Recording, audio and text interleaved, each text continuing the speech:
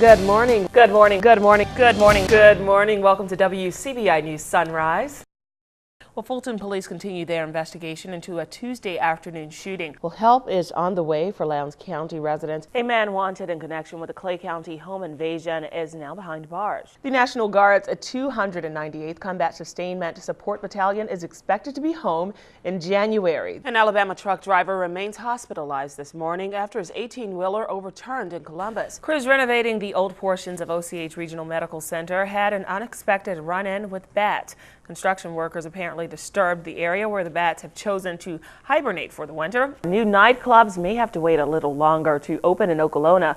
Aldermen have extended a moratorium on any new adult clubs in the Chickasaw County town for 90 more days. The investigation into a Christmas Day shooting leads to the arrest of a 16-year-old. Officials in Marshall County would not say what the teen has been charged with, but said the suspect is being held in a juvenile detention facility. 16-year-old Derica Patterson of Memphis was killed and 3 others wounded in the drive-by shooting on Highway 72 in Sladen.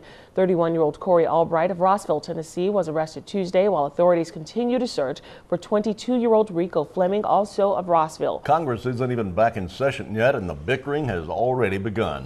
This time it doesn't have to do with the budget or the debt, but with the date President Obama gives his speech on the economy. The search for survivors and victims of a tragic shipwreck off the coast of Italy has been suspended due to fears that the 500,000 gallons of fuel on board may begin to leak.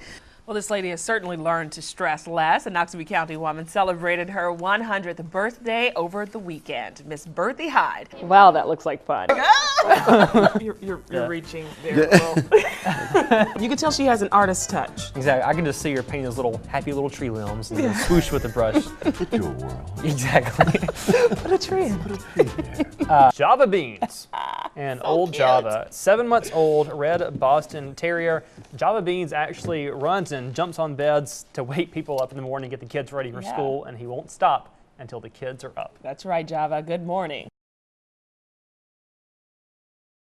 You suggested that the vaccine was linked to mental retardation, and you said that it could, quote, potentially be a very dangerous drug. It was this statement from presidential candidate Michelle Bachmann that sparked the latest round of debate about the safety of vaccines. After giving an account of a parent who says the vaccine harmed her daughter, Bachmann was met with backlash from the medical community. So that leaves us to beg the question, are vaccines really safe? Well, one chemist says the answer to that question is still very much up in the air. It's very difficult to discern the safety of the vaccine from the placebo. Dr. Mead says that's because of a critical flaw in the way safety testing for vaccines is done. In a vaccine study, the placebo is not a true placebo. They're actually given the vaccine minus the antigen.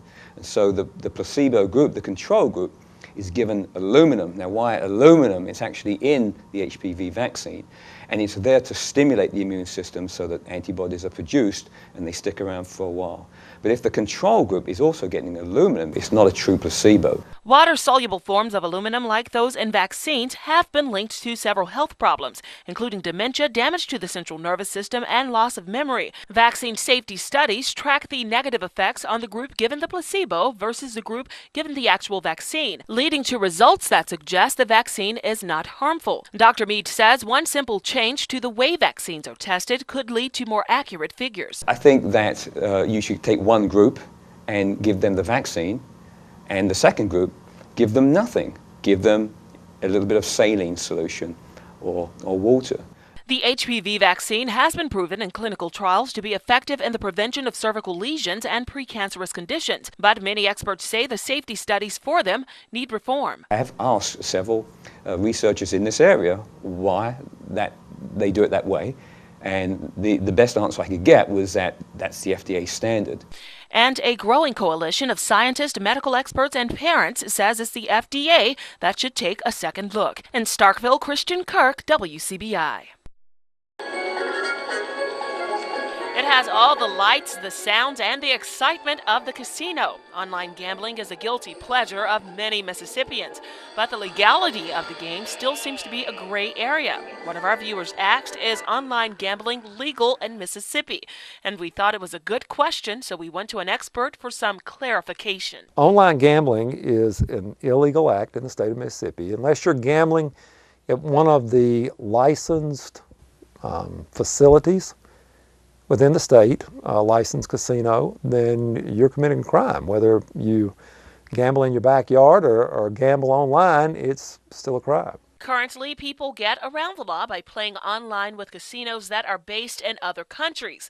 The catch is, while they will gladly accept your money, if you should hit a jackpot, it may be hard for you to collect your winnings, as the feds may intercept them before they reach you. But there may be changes in the wind. The push to legalize online gambling got a boost last month with the release of a Justice Department memo.